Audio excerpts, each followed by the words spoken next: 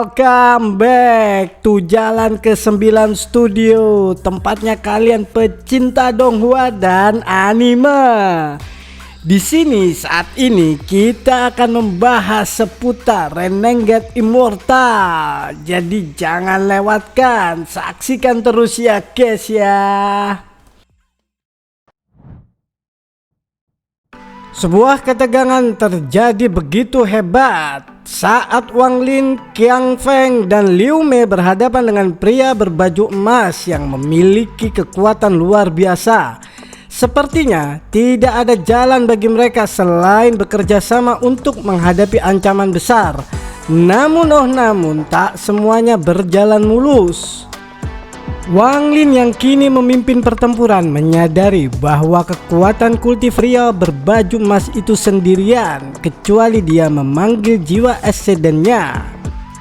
Qiang Feng yang sejak awal sudah khawatir akan kekuatan Wang Lin segera mengusulkan untuk bekerja sama. Mereka sepakat untuk mencoba menahan energi. Bagaimana dia bisa memanfaatkan situasi ini untuk mendapatkan keuntungan pribadi, dan kedua, bagaimana dia bisa mengatasi ancaman dari pria berbaju emas itu.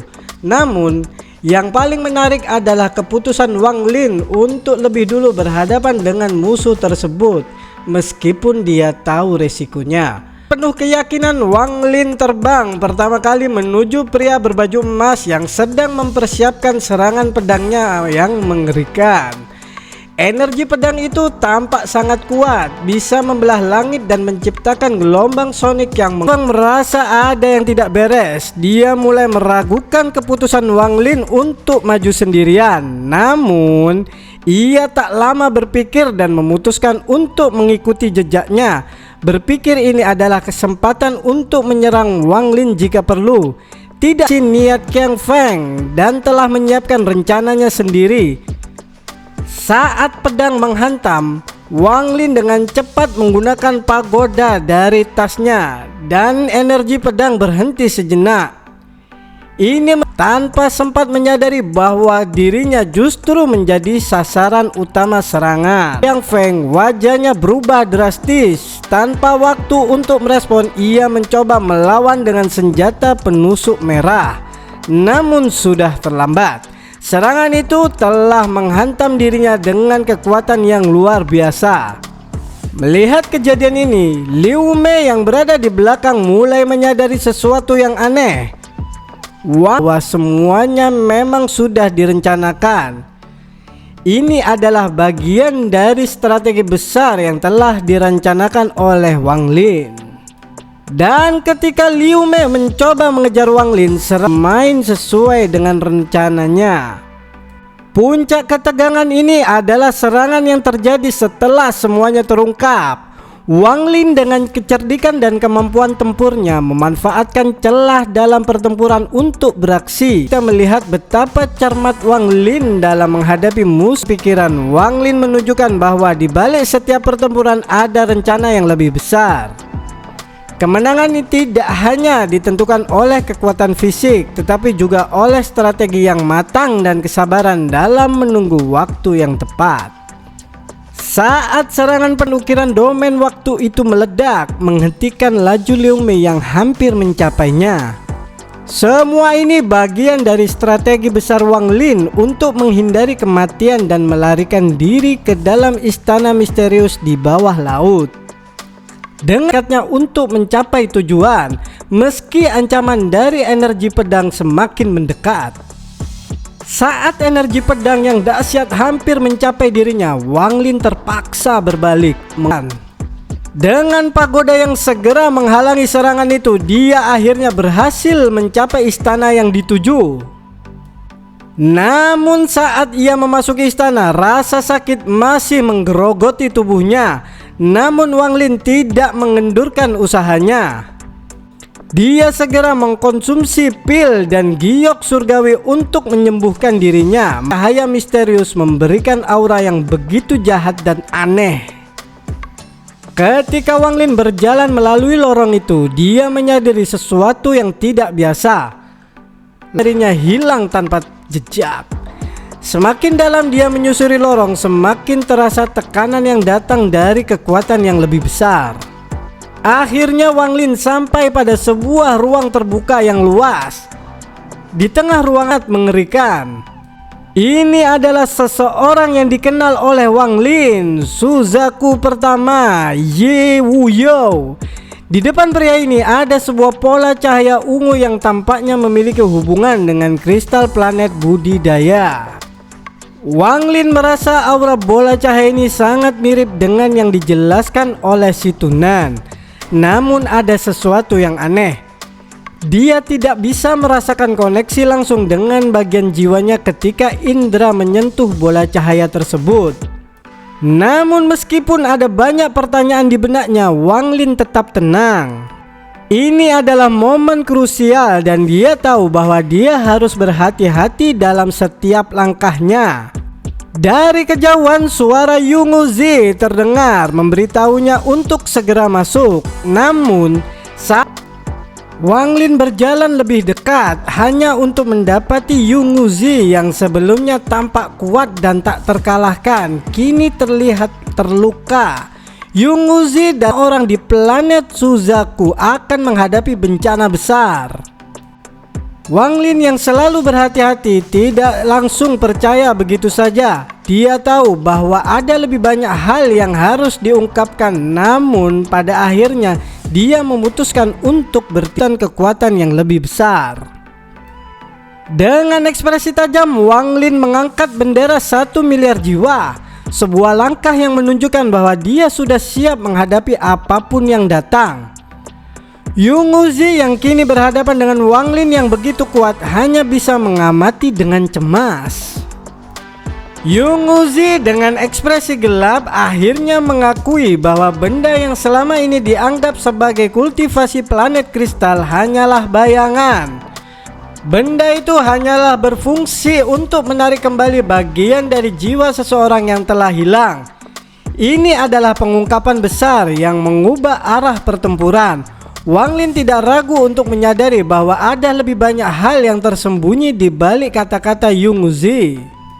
Namun Yunguzi tidak menyerah begitu saja. Dengan janji akan memberi hadiah yang besar dan membawa Wang Lin ke altar kuno yang mengandung kekuatan untuk meningkatkan tingkat kultivasinya, dia mencoba merayu Wang Lin untuk bertindak demi keuntungan bersama. Wang Lin tetap berhati-hati dan tidak langsung percaya begitu saja. Dia mengingat dengan jelas bahwa Yunguzi adalah bagian dari klan abadi yang ditinggalkan. Dan dia tahu bahwa apa yang diinginkan Yunguzi mungkin bukanlah sesuatu yang baik. Di saat yang penuh ketegangan ini, Wang Lin dengan tenang menantang Yunguzi, bertanya apa yang akan terjadi jika janji tersebut dilanggar. Dengan kecerdasan yang sangat tajam, Wang Lin terus mengamati setiap gerakan dan kata-kata Yunguzi, siap untuk mengambil langkah yang lebih besar. Yunguzi yang merasa terpojok akhirnya memberikan kepada Wang Lin sebuah batu giok yang berisi informasi tentang cara menggunakan topi jerami sebagai deposit. Sebuah langkah cerdik untuk memastikan Wang Lin tidak dapat melarikan diri. Wang Lin meskipun hati-hati menerima batu giok itu dan mengevaluasi situasi. Dengan bendera 1 miliar jiwa yang dikelilinginya, dia bergerak menuju menara yang menjadi pusat dari semua konflik ini.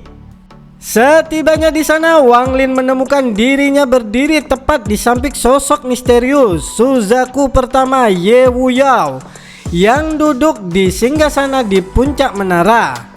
Namun sesuatu yang aneh terjadi. Meskipun Wang Lin berada sangat dekat dengan kristal planet budidaya, bayangan Ye Wuyou yang seharusnya ada di sekitarnya menghilang begitu saja, menambah ketegangan dalam situasi ini. Saat Wang Lin memutuskan untuk mengikuti instruksi Yunguzi, dia menyadari bahwa apa yang ada di depan bukanlah apa yang ia harapkan. Kristal yang disarankan Yunguzi untuk disentuh ternyata merupakan jebakan yang sangat berbahaya.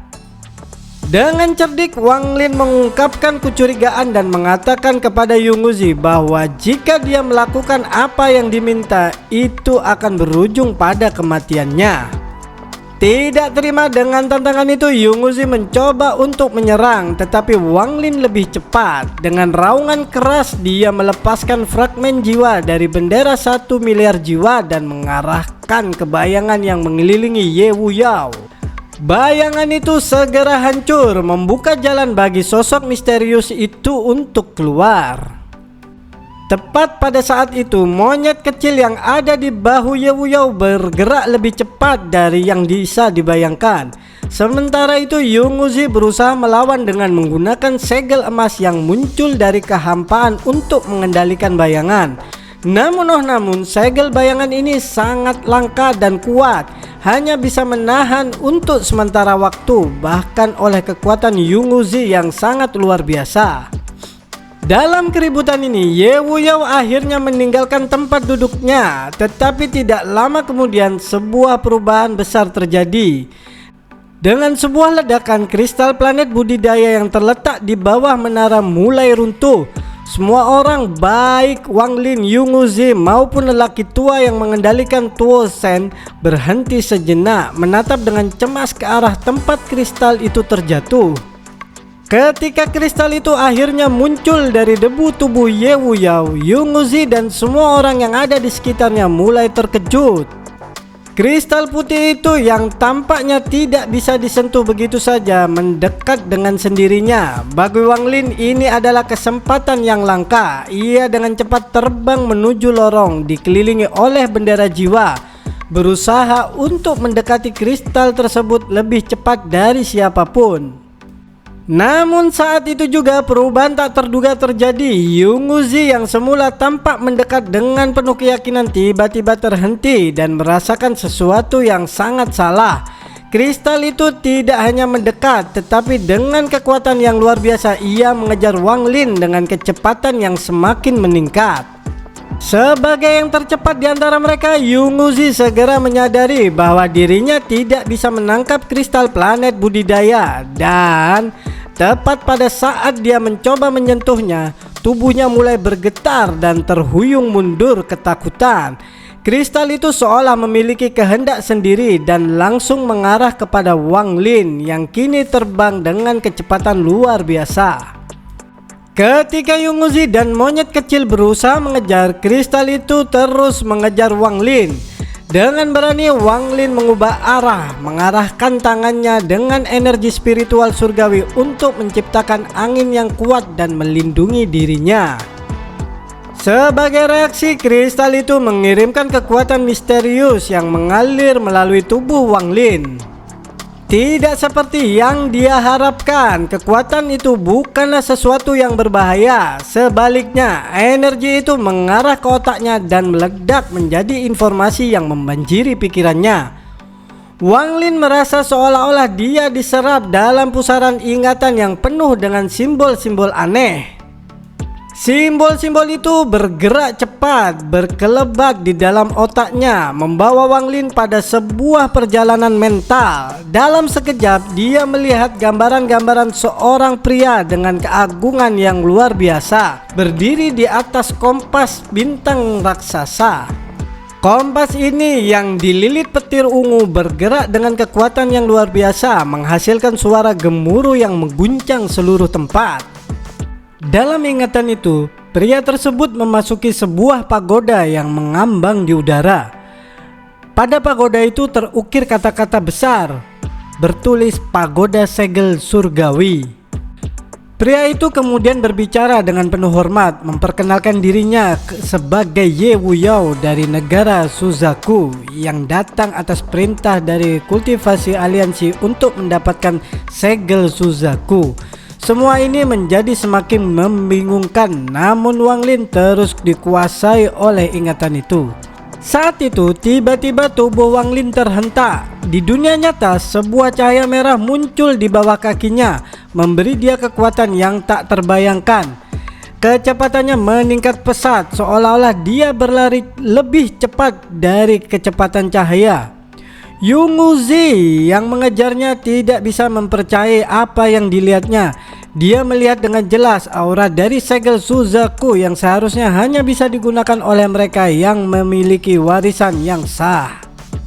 Pikiran Wang Lin semakin terjebak dalam ingatan itu. Dia merasa seperti telah menjadi pria itu, merasakan rasa sakit yang luar biasa saat segel itu tercetak di dahinya. Pada saat yang sama, sebuah suara menggelegar terdengar di benaknya, menawarkan dia kekuatan besar jika dia setuju menjadi Suzaku, pelindung planet Suzaku. Dalam pertempuran batin yang sengit, Wang Lin menolak dengan tegas. Dengan keputusan itu, cahaya merah yang melingkupi tubuhnya mulai menghilang. Namun simbol-simbol yang datang bersama cahaya itu tampak tidak akan pergi begitu saja. Wang Lin segera memutuskan untuk menangguhkan segalanya, berteriak di dalam hati, "Bidak jiwa." Inilah saat yang menentukan untuk mengklaim potongan jiwanya dari kristal planet budidaya. Dia harus menukar nyawa. Dengan penuh tekad, Wang Lin mengeluarkan potongan kristal yang kini berada di tangan kanannya dan melemparkannya ke tempat di mana Liu Mei dan Qiang Feng sedang menunggu. Melihat Wang Lin melemparkan kristal itu, Qiang Feng tidak bisa menahan diri. Tanpa sepatah kata pun, dia segera mengeluarkan boneka perunggu yang tampak penuh dengan lubang hitam. Cahaya merah dan hitam mengelilingi boneka itu dan sebuah lingkaran ungu muncul di atas kepalanya. Dengan sekejap tubuh boneka perunggu itu mulai meleleh, membentuk sesuatu yang lebih besar dan keluarga wujud Sunguzi. Namun kali ini Sunguzi tidak muncul dalam bentuk tua, melainkan lebih kuat dan penuh kehidupan. "Kakak Mangeng Junior," katanya dengan suara tegas, "game ini sekarang sudah memasuki klimaksnya." Sementara itu, Yunguzi bersiap menghadapi Zuguzi dalam pertempuran besar. Tato yang muncul dari tubuh Yunguzi memancarkan aura yang sangat kuat, sementara Zuguzi dengan cepat melawan, melepaskan kabut merah yang mengelilingi dirinya dan lawannya dalam medan pertempuran yang gelap. Suasana menjadi semakin tegang saat kabut merah menyebar meliputi seluruh area. Namun di tengah kekacauan ini, monyet kecil yang ada di sisi Tuo Shen menghilang tanpa jejak, menyusup ke dalam kabut merah. Sementara itu, 5 orang yang tersisa termasuk Wang Lin, Liu Mei, Qiang Feng, Zhou Wutai dan Xi Jin menyaksikan pertempuran dari luar kabut. Mata Wang Lin dipenuhi dengan niat membunuh. Dia mengangkat bendera 1 miliar jiwa di tangannya, menatap Qiang Feng dan Liu Mei dan berkata dengan suara penuh kebencian, "Terima kematianmu." Namun meskipun dia kini lemah, Qiang Feng tidak bisa mengabaikan ancaman dari Wang Lin. Dia tahu bahwa pertarungan ini akan menentukan segalanya dan setiap detik sangat berarti. Mengingat perselisihan lama yang terjadi, Qiang Feng menyadari bahwa semua ini adalah akibat sejak masa kecilnya. Namun saat ini yang di tangannya memulai serangan. Tanpa ragu dia memanggil fragmen jiwa yang tak terhitung jumlahnya, memancarkan ratapan hantu yang mengguncang di seluruh dunia. Kekuatan yang luar biasa ini bukan hanya menunjukkan 4 yang luar biasa bertemu dengan Suzuka Owl yang diluncurkan oleh Qiang Feng. Ledakan energi pedang dan petir merah saling bertabrakan menciptakan itu cukup untuk mengatasi kekuatan destruktif dari Wang Lin. Kapak yang terbang kembali ke tangan Wang Lin menunjukkan betapa cermatnya dia dalam pertempuran ini. Sementara Liu Mei yang juga terjebak dalam serangan itu berjuang untuk melarikan diri dari pengepungan 4 jiwa utama. Dengan memuntahkan seberkas cahaya putih, dia berhasil melepaskan diri dan kabur. Wang Lin yang tidak membiarkan musuh lolos begitu saja. Qiang Feng yang merasa terpojok mencoba melawan dengan kekuatan yang tersisa. Namun tubuhnya yang lemah tidak lagi cukup untuk menahan serangan 2 jiwa utama yang menghujam ke arahnya. Dalam momen kritis ini, Qiang Feng mengeluarkan kayu hijau yang tampaknya memiliki kekuatan yang hampir mematikan. Dari bendera 1 miliar jiwa, dia meledakkan jiwa utama untuk menghancurkan kekuatan yang menguncinya dan berhasil menghindari serangan bila hijau yang sangat mematikan itu. Qiang Feng yang melihat kesempatan itu hilang mulai terdesak dan berbalik untuk melari. Ampun, dengan satu gerakan bendera 1 miliar jiwa muncul lagi menciptakan barikade jiwa yang mengelilingi Qiang Feng. Tidak ada tempat untuk melarikan diri. Wang Lin mengejar dan melancarkan serangan terakhir. Dengan kapak yang meluncur cepat, ia memotong kayu hijau yang menjadi ancaman besar. Sementara 4 pedang energi yang luar biasa melesat menuju Qiang Feng dari segala arah. Qiang Feng yang kini semakin terpojok kali lagi. Namun dia tahu bahwa waktunya misterius. Pedang ini warisan dari leluhur Suzaku adalah satu-satunya harapan terakhir Qiang Feng untuk bertahan hidup. Dengan pedang besi itu, Qiang Feng bertekad untuk melawan habis-habisan. Dengan pedang ini, aku akan membunuhmu, Qiaoni. Terangkat, Qiang Feng memanfaatkan segalanya. Formasi Suzaku mencapai puncaknya dan cahaya merah mengelilingi tubuhnya. Tapi apakah itu cukup untuk mengalahkan Wang Lin yang kini semakin kuat dengan bendera 1 miliar jiwa yang siap menghancurkan segalanya? Lin. Tapi Wang Lin dengan mata yang penuh tekad hanya menjawab dengan dingin, "Terima kematianmu."